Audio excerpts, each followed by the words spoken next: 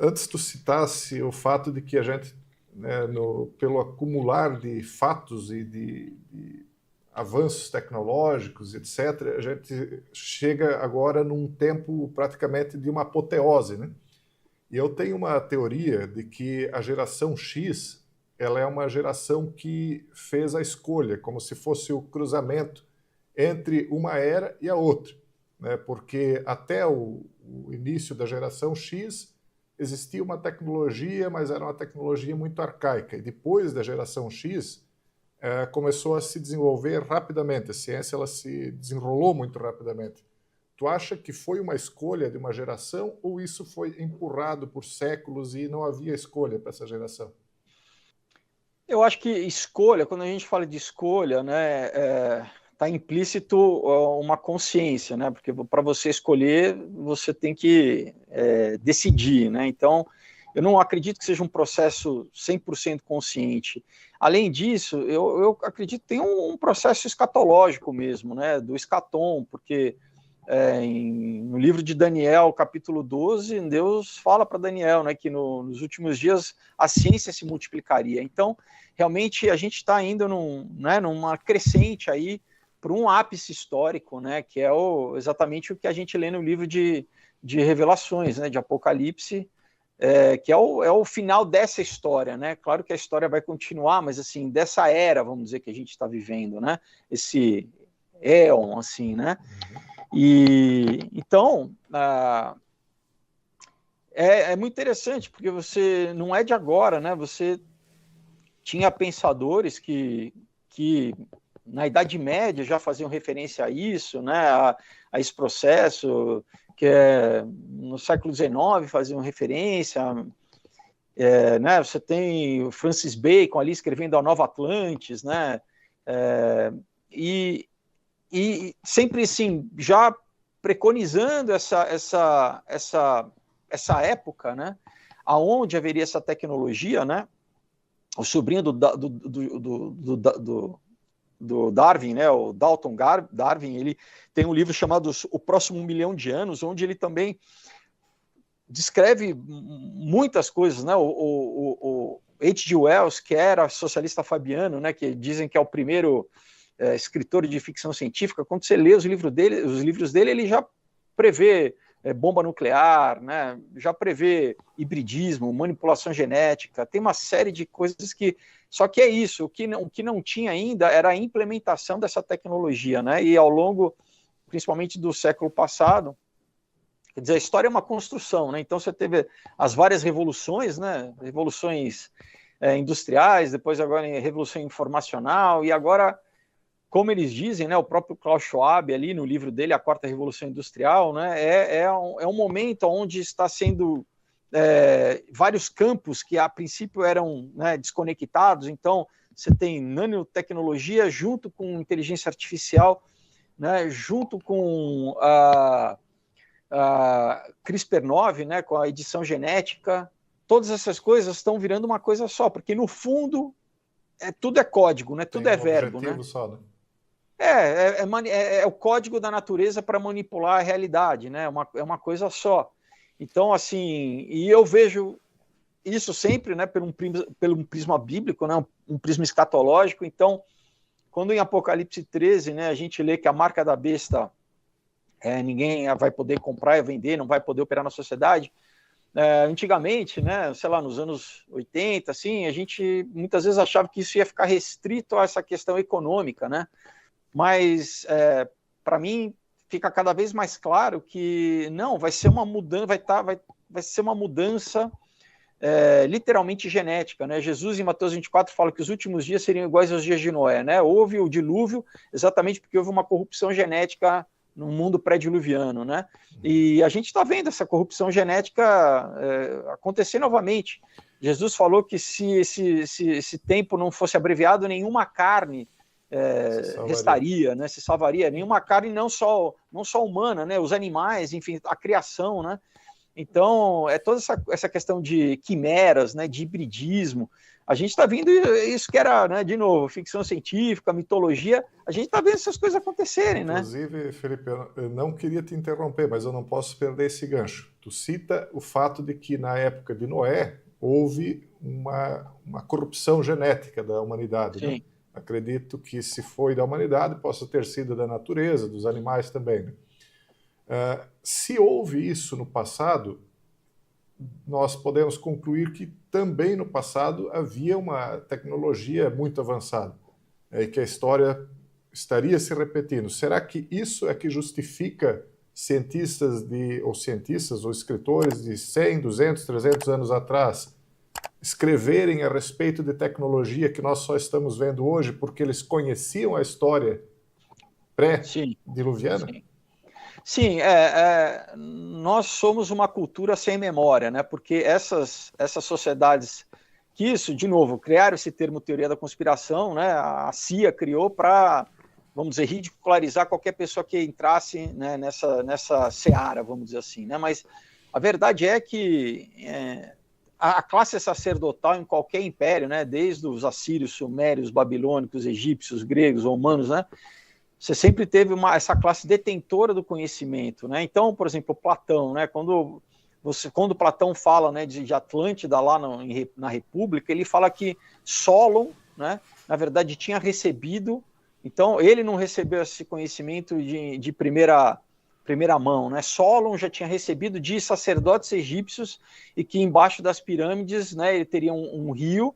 E isso é o que Platão descreve, que lá teriam duas colunas de um metal, né, e daí que vem as colunas maçônicas, né, Joaquim Boas, e essas colunas, elas teriam nelas, é como se fosse, né, por isso que os obeliscos têm hieroglifos, né, nelas estaria registrado toda essa questão tecnológica, né, muita ciência, vamos dizer,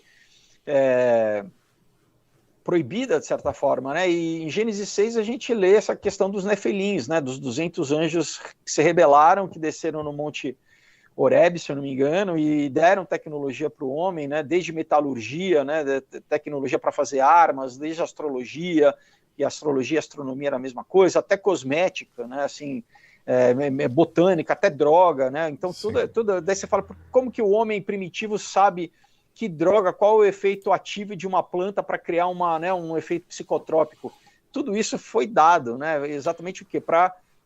Como, né, em Deuteronômio a gente lê que farmaquia, farmacopeia é igual feitiçaria, para você não acessar o mundo espiritual, né, num passado véu dimensional entre a nossa realidade e essa realidade espiritual. Por quê? Porque não é a forma que Deus instituiu, né? Deus, ele tem uma forma dele, né? Ele como criador e como na sua autoridade, ele que determina como que a gente deve se relacionar com ele, né? Não o homem buscar, vamos dizer, hackear, né, a realidade e para tentar acessar o mundo espiritual, porque você não vai acessar a Deus, você vai acessar daimons, né, você vai acessar outras entidades. Os gênios, né? Os djinns. Exato, os djinns, Felipe, no teu quadrinho Aurora, tu comentas sobre a possibilidade de se criar super-homens através de edições genéticas. Tu acredita que, de fato, isso será possível na nossa realidade?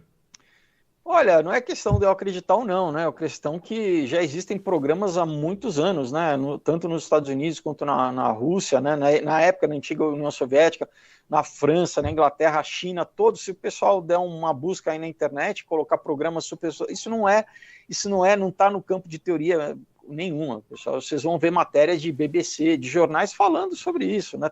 É aberto assim, né? Que realmente, eu tenho um livro aqui que eu não separei, mas chamado Pentagon's Brain, né, o cérebro do Pentágono, da Anne Jacob, que é sobre o DARPA, que é essa instituição que eu cito no Aurora, cito no caso, né, na minha trilogia, que pós Segunda Guerra Mundial foram esses cientistas, né, que já meio que já nasceu isso no Projeto Manhattan, e eles continuaram depois do Projeto Manhattan de basicamente isso, continuar, vamos dizer, fazendo pesquisas com o que eles chamam de um black budget, né, que não tem aprovação do Congresso, a mídia não sabe, não fala nada disso,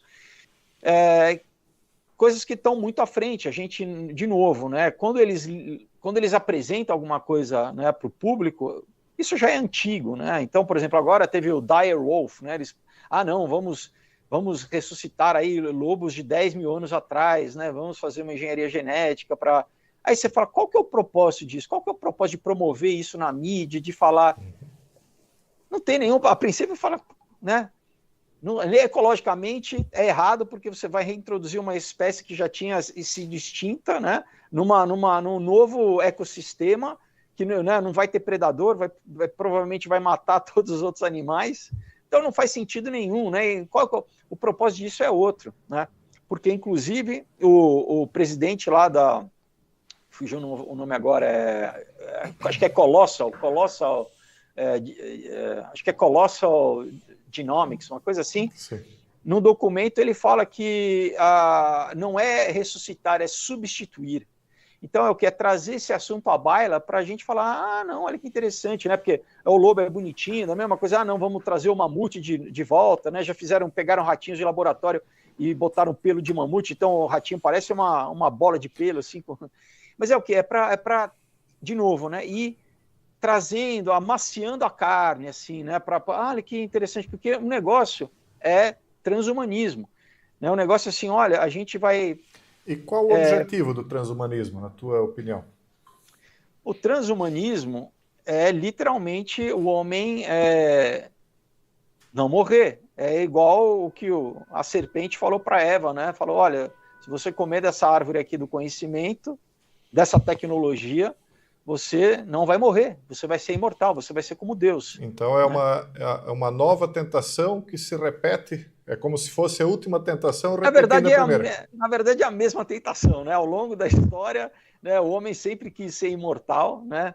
A revelia de Deus, porque, né, o pecado, na verdade, o que é a morte? Né, biblicamente dizendo, a morte é a separação de Deus, né? Então, quando o homem, né, quer ser Deus, né, e cai no mesmo pecado da ubris, né, do orgulho, que fez com que Lúcifer, né, caísse, quando o homem também tenta ser Deus, ele vai se desconectar de Deus, né?